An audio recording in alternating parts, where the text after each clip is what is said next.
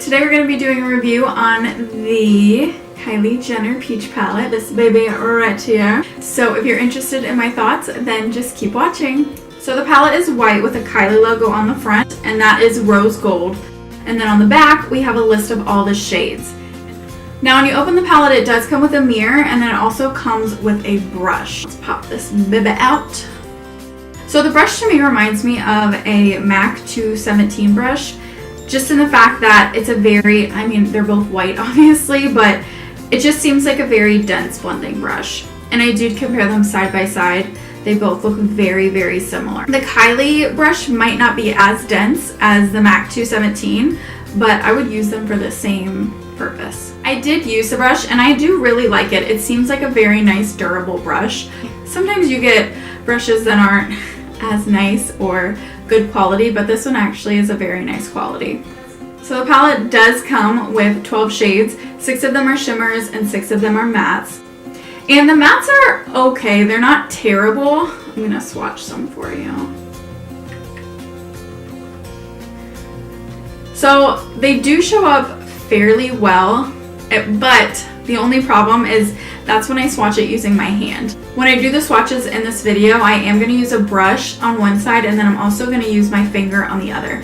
And I honestly think it's a little misleading when Kylie does that, because I don't know, yeah, you can swatch it with your finger, but you're not applying it with your finger, you're applying it with your brush. So I'd rather someone do a swatch with the brush just so I know what it actually is going to look like.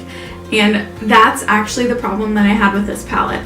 When you swatch it with your fingers, it looks nice and creamy, and then when you apply it with your brush, it's very dusty and there's a lot of fallout, and you really just have to build and build and build that product onto your eye, and it's so frustrating. So I will be doing swatches with a brush and my finger just to show the difference. I will show you all the swatches at the end, but just for the sake of time, I'm not going to swatch every single color.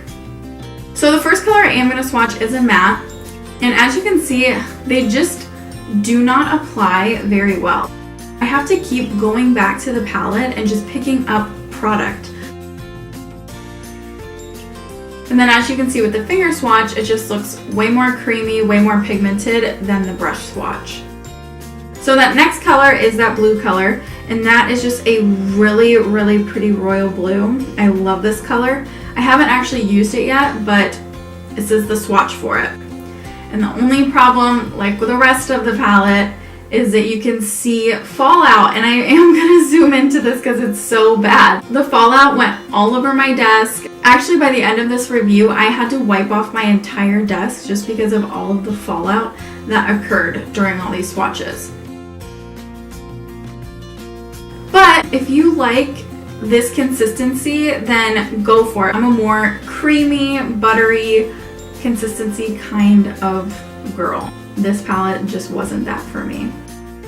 The next color is a shimmer. These are so sheer, guys. It's not there for me. When I look at a shimmer, I want it to be able to just apply right away. I don't want to have to keep going back to the palette and picking up product. And all of the shimmers in here are very, very sheer. You have to keep going back to the palette and picking up product, which is not what I wanted to be doing.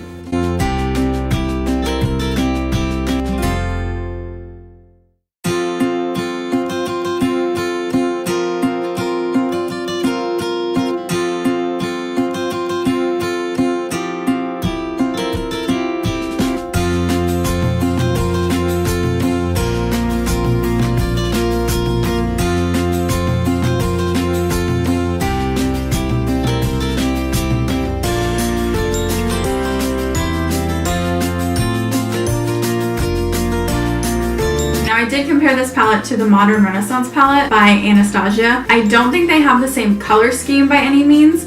However, I wanted to compare consistency, price. Is the Kylie palette worth it compared to the Modern Renaissance palette?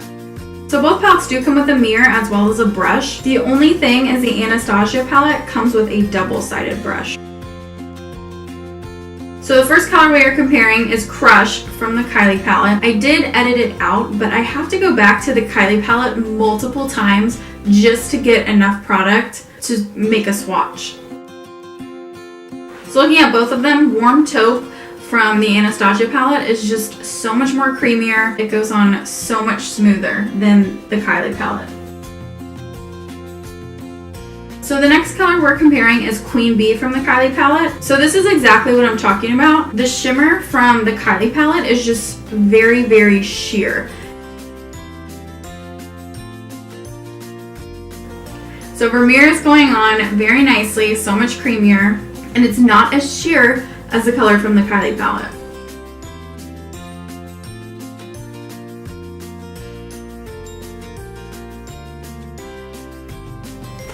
So price-wise with these two palettes, the Modern Renaissance palette I paid $42 and the Kylie palette I paid $45. And I did get free shipping on both. Modern Renaissance, I would definitely pay the $42 again. Like hands down, if this runs out, I am going to get it. I'm like, there. This, I'm sorry, no. It just wasn't on it. And I'm disappointed that I did pay $45. I paid more for this than I did the Modern Renaissance palette, and it's just so disappointing to me because the Kylie palette was not on it at all. I mean, the colors are pretty and nice, but the consistency to me is just not good quality.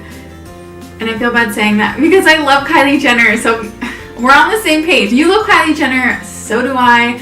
This palette didn't do it for me, and I'm disappointed. That's all I can say.